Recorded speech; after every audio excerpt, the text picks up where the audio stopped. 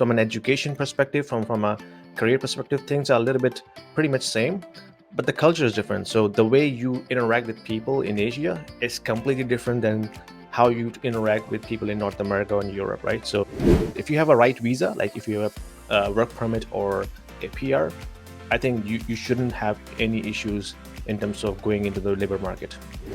We still have labor shortages, and if the companies are still going through these bureaucracy where they have to ask for Canadian experience, of course, a lot of immigrants will never be able to find a job, right? So that's changing. But in the past, yes, this was a big problem.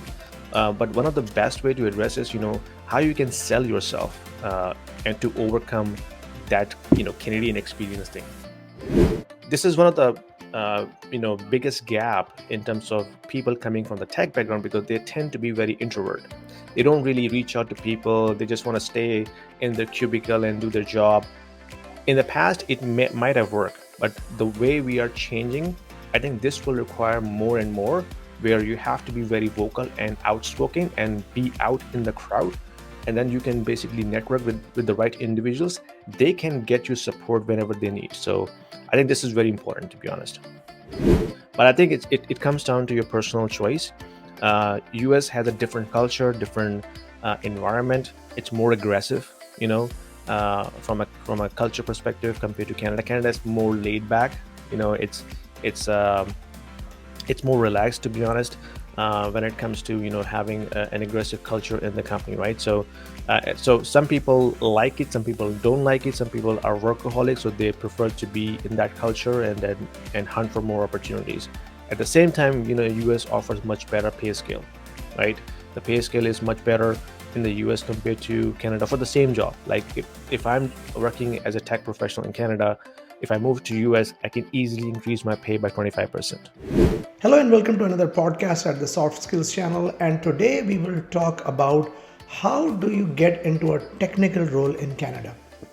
Every year, approximately 100,000 skilled workers move to Canada, and these are the people who have engineering degrees, who are accountants, or who are IT professionals, and so on. But like every other immigration journey, the most difficult part is to find your first job, settle down in a new country, and so on. So in this podcast, we are going to talk to Yasin Nizam, who is a computer networks professional and has been living in Canada now for the last 7 years and has gone through a very similar journey. So let's talk to him. Hello, Yasin. How are you? Thank you very much, Jamil, for this opportunity. I'm doing very well. How are you doing? I'm doing very well. So, Yasin, tell us a little bit about your journey overall. How did you end up in Canada? What was your journey? And tell us a little bit about what you do. Sure. Um, I mean, I'm from originally from Pakistan. I was born and raised in Karachi, and I'm sure your audience will find out that we both went to the same university for our bachelor degree, and then right after the graduation, I actually left for postgraduate education. So I went to UK first, and I'm sure the audience will ask, okay, why UK? Back then, UK was very flexible in terms of inviting international students. So the visa policy and the opportunities were quite better actually compared to other countries. So I think it was 2003 when I left Pakistan and then went to UK, did my master's in digital communications, and since then I've been working in the tech industry. Worked with different telecom companies in the UK, and I moved different cities as well. Started my journey in London, then moved to the southeast, and then moved to the Northern Ireland. Believe it or not, a lot of people, they don't know Northern Ireland is part of UK. So when I say Northern Ireland, they think it's Republic of Ireland. So it's a different country. So Northern Ireland is part of UK, by the way. So if the audience doesn't know that, you should know. So Belfast was the city where I was based out of, and yeah, I stayed for almost 12 years throughout my career journey in the UK, and then it was a career move to Canada. So it was my employer request that they asked me to move to Canada to expand the business. So it was a good opportunity. They sorted out all the visas and all that stuff. So it was basically nothing to lose for me, right? So I initially had no plans to move to Canada because when a lot of our colleagues and friends were applying for Canadian immigration, I didn't do that. because I was in the UK. I was very much vested in UK because I was applying for British nationality and all that stuff. So I got everything done. Like I got my passport, British passport back then. But then when my employer asked me to move to Canada, I said, okay, there's nothing to lose. Why should I not entertain that offer? So I took that offer. They sorted out all the visa stuff, and that's how I landed in Toronto in 2016. And since 2016, I've been working here in the tech industry in Canada, different roles, different companies as well. And yeah, that's my a quick overview of the journey. Excellent. Thanks a lot, Yasin. So, tell us a little bit about the some of the challenges that newcomers to Canada face, especially if they have got this blue collar experience and they have, let's say, some level of experience back home in terms of technical degrees or anything on the technical side, IT or no IT. So, what are the typical challenges that people face here? I think the one of the major challenge is definitely the culture, right? There's a culture difference between, let's say, if you're coming from some of the Asian countries, right? Pakistan, India, Bangladesh, Sri Lanka. So there is a big cultural difference. Of course, weather is different. Weather is much, severe here, especially in the winter. So people tend to take more time to adjust in those changes. I think from an education perspective, from a career perspective, things are a little bit not too much different. They're pretty much same, but the culture is different. So the way you interact with people in Asia is completely different than how you interact with people in North America and Europe, right? So that's a big change that people tend to. Um, it takes time to actually adapt all of these things. Plus, there was a language barrier as well. I wouldn't say barrier, but there is a difference of accent in terms of understanding and communicating better in the local English. When I say local English, which means the way people talk locally here in Canada or North America, which is different when it comes to understanding and reading and writing the literal English, right? So there's a little bit of language change that you have to adapt very quickly. But other than that, I think there are not many big challenges. If you have a right visa, like if you have a work permit or a PR, I think you shouldn't have any issues in terms of going into the labor market. One of the things that I hear quite often from a lot of my other friends as well, that uh, the hardest thing in Canada is to find the first job because they're always looking for Canadian experience. That's right. And of course, how will you get Canadian experience when you're brand new to Canada? So tell us a little bit of how to overcome that challenge. Yeah, I think this is now changing. I've heard some policy changes at the government level that, especially in Ontario, they are making it illegal for companies to asking for Canadian immigration because we still have labor shortages, and if the companies are still going through these bureaucracy where they have to ask for Canadian experience, of course, a lot of immigrants will never be able to find a job, right? So that's changing. But in the past, yes, this was a big problem. And the way, I mean, luckily I didn't experience it because I was asked by my company to move, and then they had the same organization here, so they sorted out everything for me.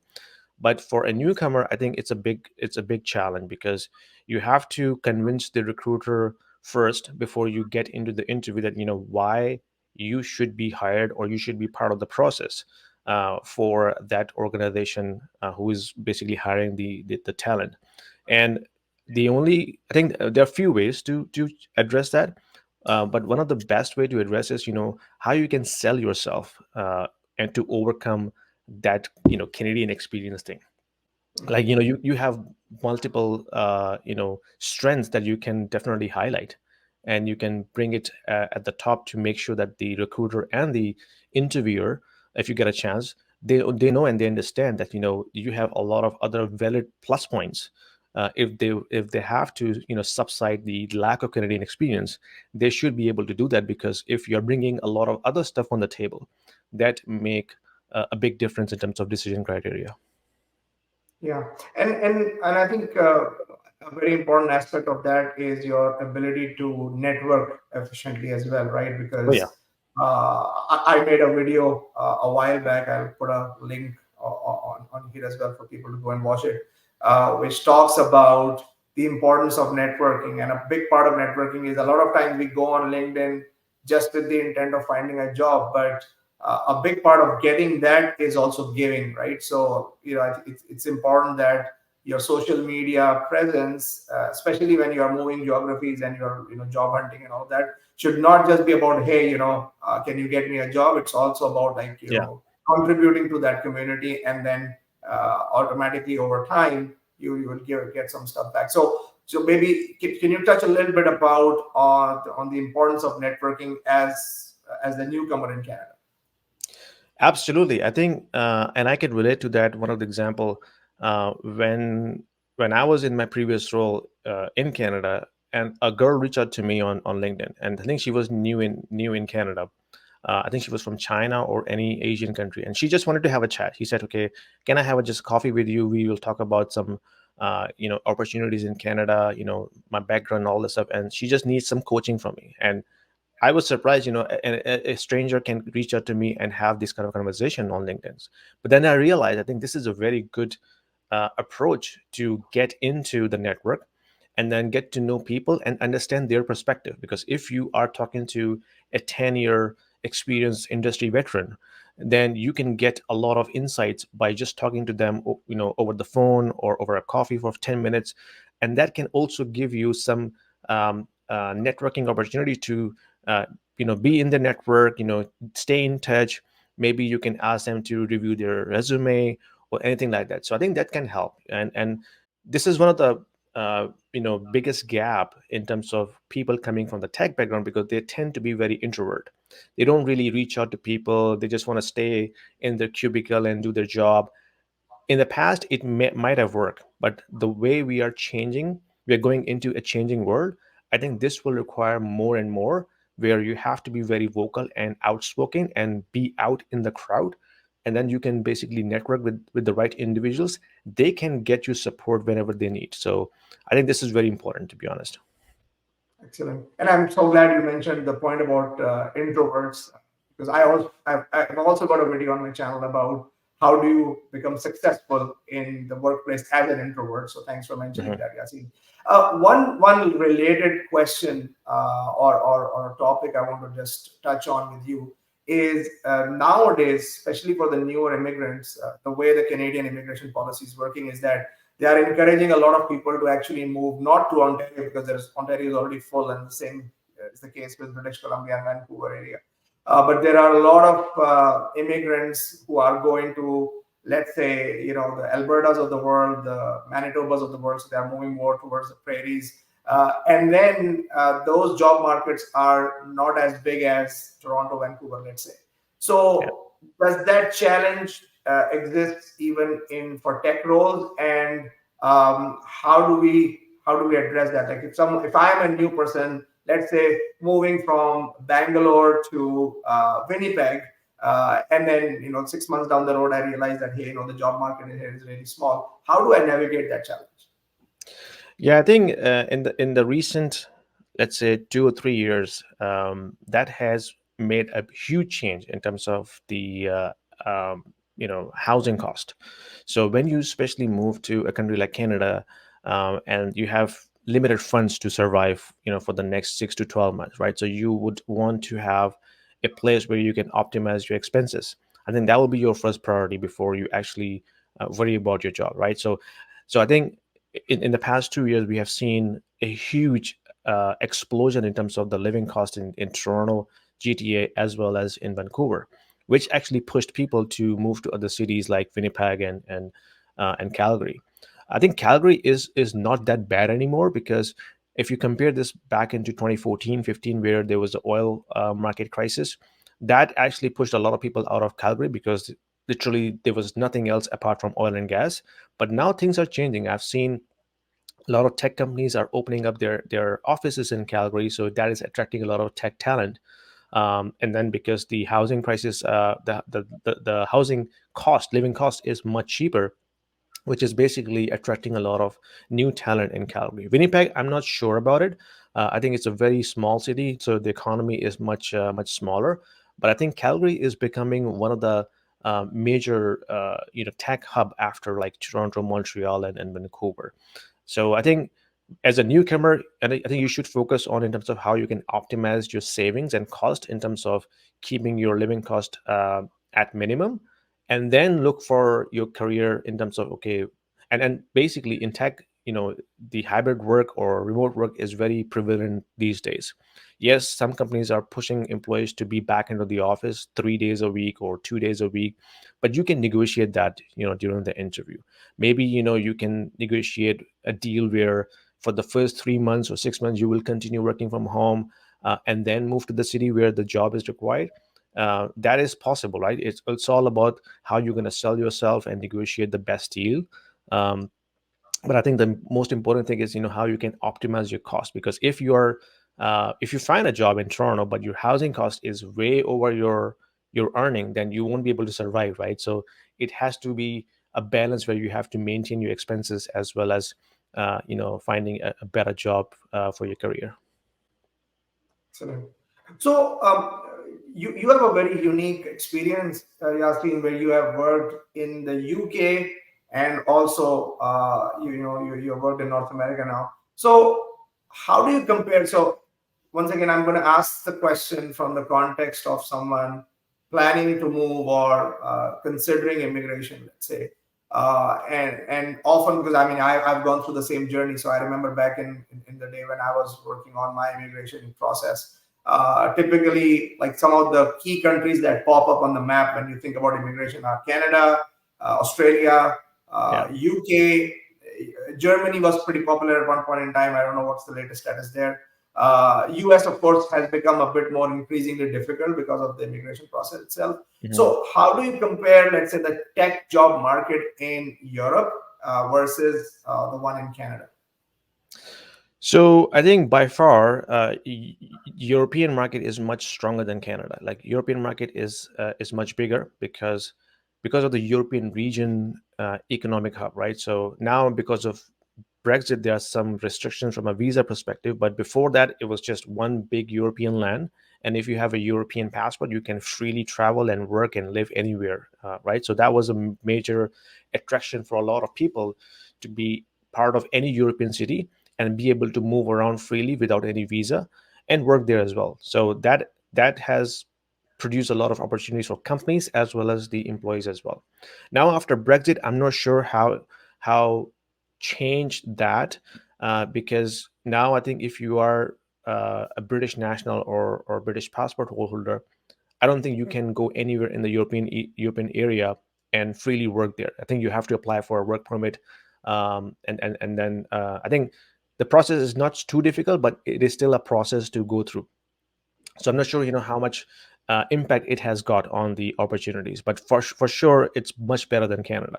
Canada has major advantage as it is next to US. So any US company, they may have offices or even remote employees in Canada. Like any tech startup, if it's starting from California, they may have some opportunities to be remotely employed in Canada for somebody, right? So Canada gets that advantage being part of the US neighborhood. That actually produce a lot of opportunities for remote working or hybrid working as well. And sometimes people move from Canada to US because if you're a Canadian citizen, you can easily move to US as long as you have a job offer, right? Using the TN visa on Canadian passport. So it's plus and minus from a scale perspective. Definitely, Europe has a much bigger market, but Canada is next to US. It also attracts a lot of opportunities from US based companies as well. Excellent. And that's a great segue into what I was going to ask you next, Yasin, which is um, should people coming to Canada see Canada as a stepping stone towards moving eventually to the US? Because Yeah. especially with technical roles, at least this is my own personal experience, is that as you grow, the number of opportunities in Canada become extremely limited, right? Because there are fewer companies, the economy is, let's say, 10 times smaller or even more than the US. And a lot of, when you think about technological innovation, the hotbed for that, whether we like it or not, is the US, not Canada. So even Mhm. tech companies operating, to your point earlier, operating in Canada are most of the times based in the US as well, right? So what's your advice to professionals who are probably like 1 year into Canada, they are of course working on their passport and their immigration process. But once they get done with that step, uh, for someone who is highly technical, is it advisable to seriously consider moving further from Canada to the US? I think it's a personal choice, to be honest. A lot of Indians, I know that they use this strategy where they use Canada as a stepping stone. So they come here, they pass their 3 year period and become Canadian nationals. And once they've done that, then of course they look for opportunities in US, and you can easily move to US on your TN visa, and then you can sort it out the green card process over there, right? So a lot of I know that Indians typically take that approach, but I think it comes down to your personal choice. US has a different culture, different environment. It's more aggressive, from a culture perspective compared to Canada. Canada is more laid back. It's it's more relaxed, to be honest, when it comes to having an aggressive culture in the company, right? So some people like it, some people don't like it, some people are workaholics, so they prefer to be in that culture and hunt for more opportunities. At the same time, US offers much better pay scale, right? The pay scale is much better in the US compared to Canada for the same job. Like if I'm working as a tech professional in Canada, if I move to US, I can easily increase my pay by 25% on average. Then you have some tax advantages as well. Canada is a socialist country. We have a higher bracket of taxes on the income, versus in the US, you have a slightly less amount of tax that you pay on the income. There are other areas as well where we have to pay extra tax, like property taxes are much higher in US. So that's a different topic. When you compare the living cost between US and Canada, it depends upon which state you live. So that situation varies depending upon the state and your income level. But overall, on average, your income level increases, and your growth opportunities also increase in US as well, because US is a hotbed, as you mentioned, of the technical innovation. So any new technical organization will have US presence as a major hub, and that gives you the opportunity to move around, change careers, move up in the hiring chain. So that gives you a lot of room to grow.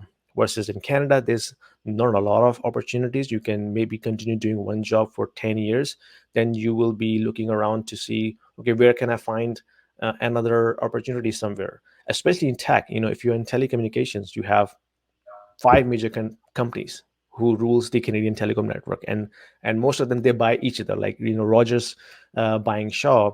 That company that basically squeeze the pool of opportunities that you may find in Canada. So that's one major problem in Canada, is the monopoly of the companies. So it's again, it depends upon your personal choice. If you like Canada, the culture, the multiculturalism, the food, then maybe you may want to continue living here.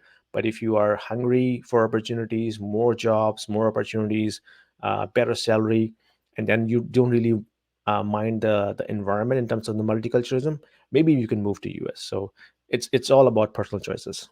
So yeah, I think one of the questions, kind of specifically about technical jobs, is and back in the day when you and I were in university, this was probably like 20 years ago.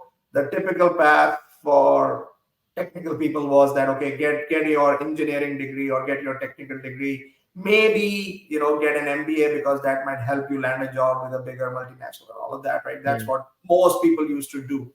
Now, with things coming like Google certifications, or a lot of these big tech companies offering their own certification programs, and they blatantly advertise that you don't need a degree to find work anymore.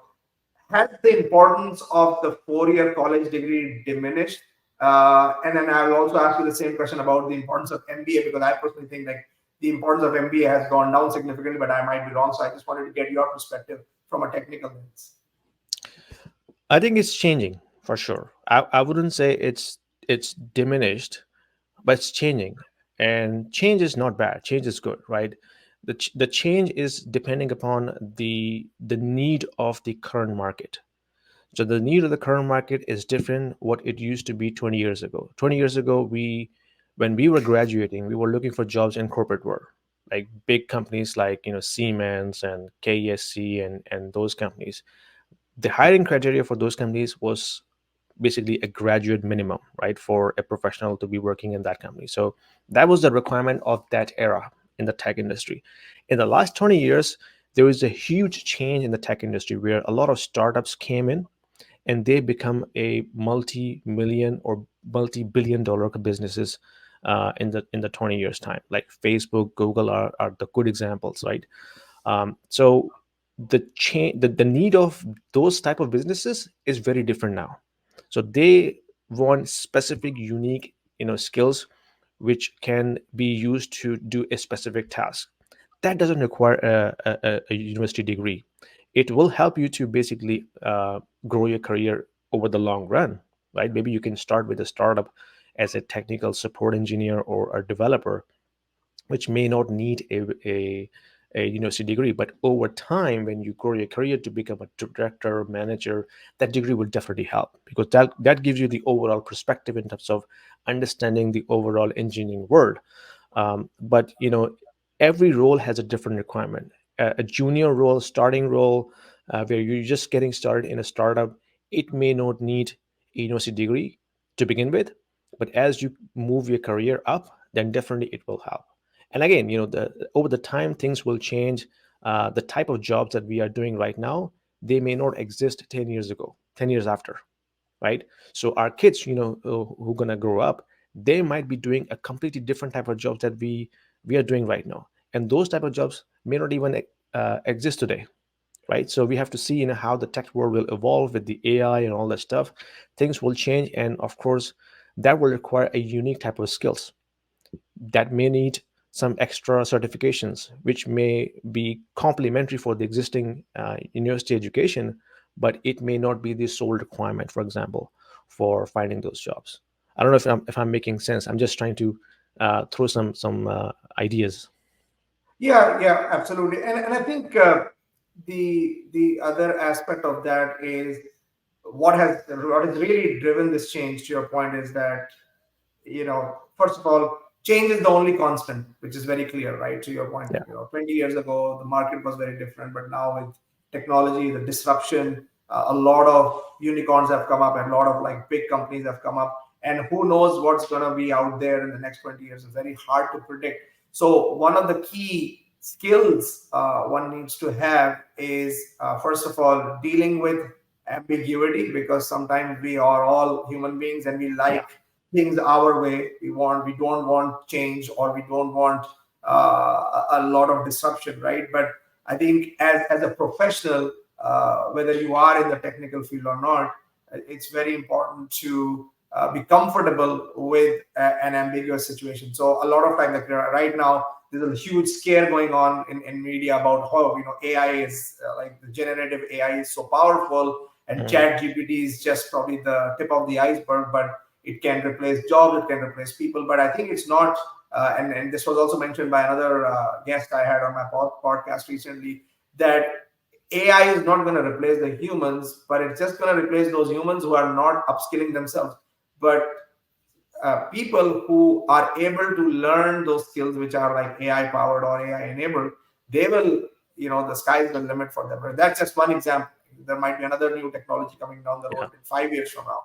Because the other big thing which is happening is that uh, the major technological shifts that used to happen, let's say once every 50 years, maybe 100 years ago, now those kind of changes are coming every 5 years, every 3 years. There's one big innovation that changes the game, uh, and that's happening much more frequently. So the key here is to be able to deal with that kind of uncertainty, but at the same time also constantly, like you need to be in a learning mode. So how do I keep upskilling myself? And I think yeah, that's probably more important for technical jobs than non-technical jobs, right? For example, like that's I right. know someone in my family, the person is a director of technology in one of the leading companies, but he is constantly doing these courses, right? Because he is not like sitting on his couch that, hey, I've become a director, I've conquered the world. No, because he knows that if he doesn't keep up with the evolving technology, then Yeah, his job might be obsolete over the next couple of years. and I think you hit the nail on the head. And and basically you talked about the soft skills. I think you didn't mention one of the major skills that will be required over the time is the soft skills, right? For engineers, for technical resources, it's very important to understand how do you deal with people, right? That is going to be one of the most desirable skill in the tech role, as well as you work with tools like AI tools. Your interaction with human will be very narrow, but it will require extra soft skills to navigate through the limited amount of resources. And one of the key skill I should mention is critical thinking, right? So you have to be very good in terms of using the tools, but you also have to be very analytical in your approach. That will be, I think, very much required going forward, as we uh, because the humans will do some tasks that the machines cannot do. Like machines can do mundane tasks very well. Like if it's a repetitive task, AI can very easily replace that, right? If you are in a career where you're just doing repetitive tasks every day, you should be afraid of losing your job right now. But look for the things that the machines cannot do, like critical thinking, decision making criterias, analytics, how you can make decisions based upon the data that is being driven by the analytics, and then that require human intellect to make those decisions in order to move forward on your in your process or in your job. So I think those skills will be much required in the tech role as well, because as you rely on the machines going forward, you need to use your human intellect to perform some of the tasks the machines cannot do. So I think the tech world will also evolve with the embracement of the AI, and then this will require more soft skills to be more relevant in the business going forward. Absolutely, absolutely, and thank you so much, Yasin, for mentioning critical thinking, because like my channel, like if I've talked about 10 skills, probably the one skill that I've talked the most about, I have a full series of videos on, is about critical thinking, because it's so important to your point, Yeah. because most companies hire you not to open a switch or do a very specific task. They basically hire you to solve problems, right? And Mm. problems could, the nature of the problems will change every single day, because your competition might be doing something more disruptive, or you might be doing something which is game changing. So the nature of problems, the complexity of problems keeps evolving all the time. But what doesn't change is the fundamental basics of that problem solving process, or that critical thinking process. So if you master that, then you are able to conquer any situation. That's one. The other point on soft skills that I would want you to elaborate is that as you grow in your career, even if it's technical, you mentioned managing people, right? So people management and leadership skills become so important. And I always refer to a chart, which I'm also going to put here in this podcast, is as you grow your career and as you get more senior, the importance of technical skills over time kind of diminishes, and the importance of leadership Yeah. skills goes up. So tell us a little bit about that. Yeah, as I mentioned, before, that technical role will also evolve over time with the emergence of AI, right? So as AI will replace all the repetitive tasks that we do in our job, we may need to start looking for the stuff that the machines cannot do, right?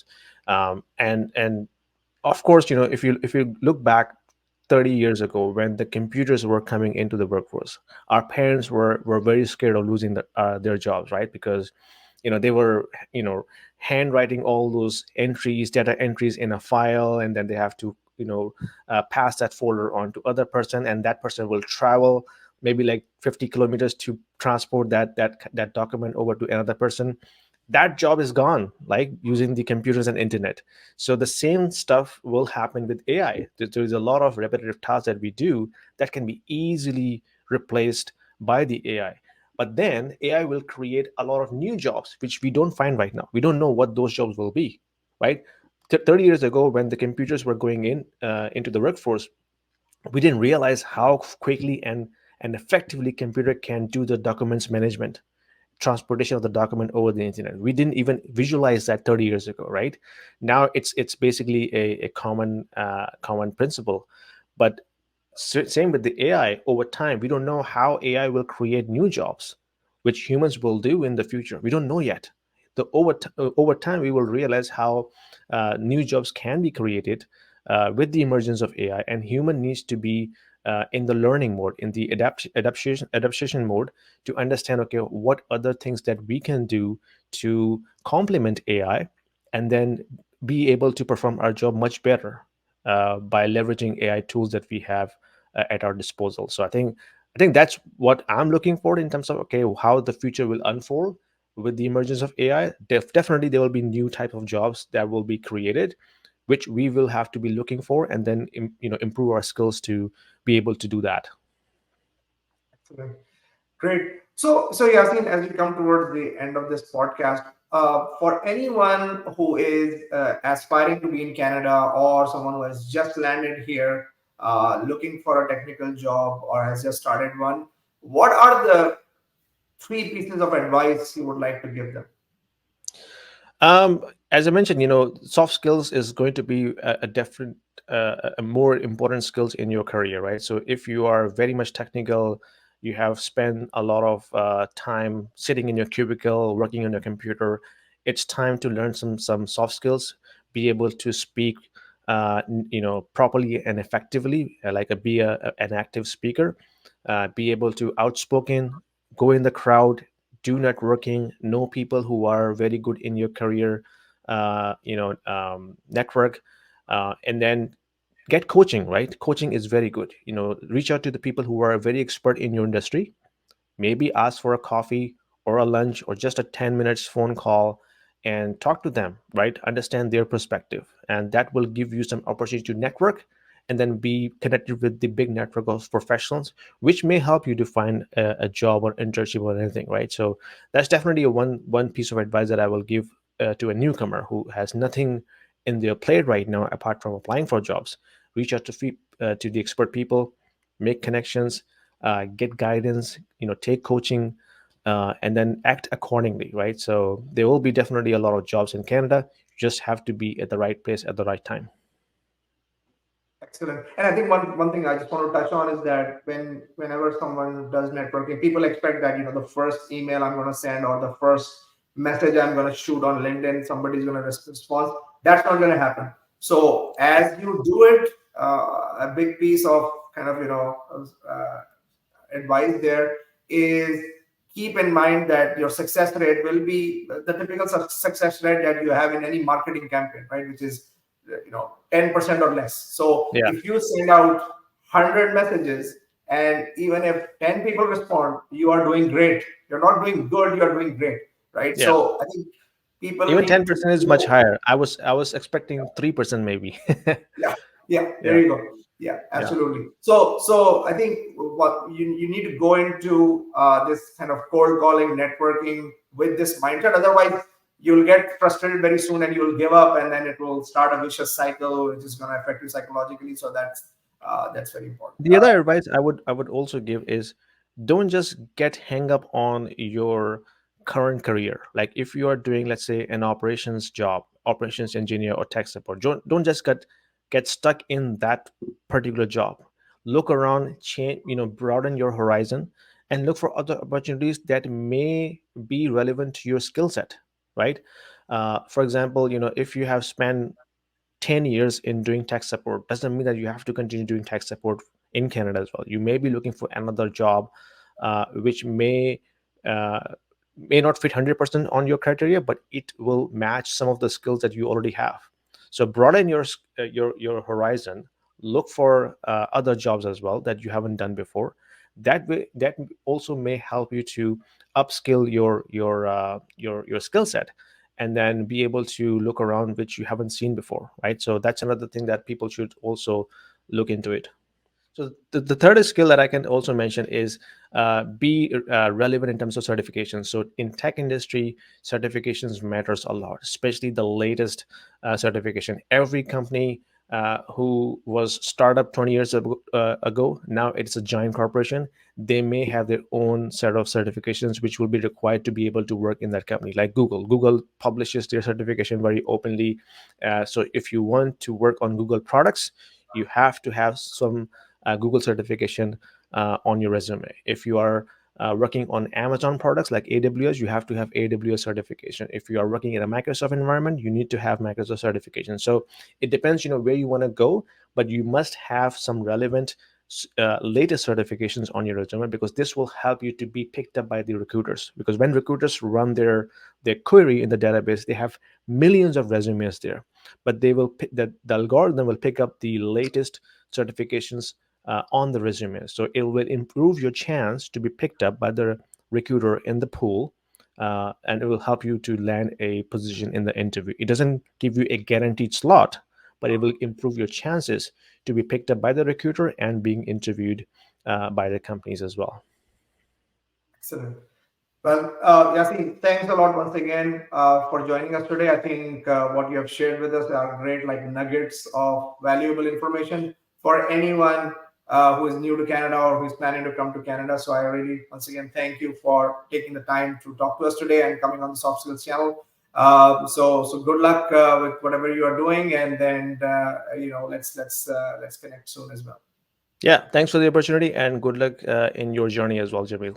Thank you. Thanks a lot, Yasin.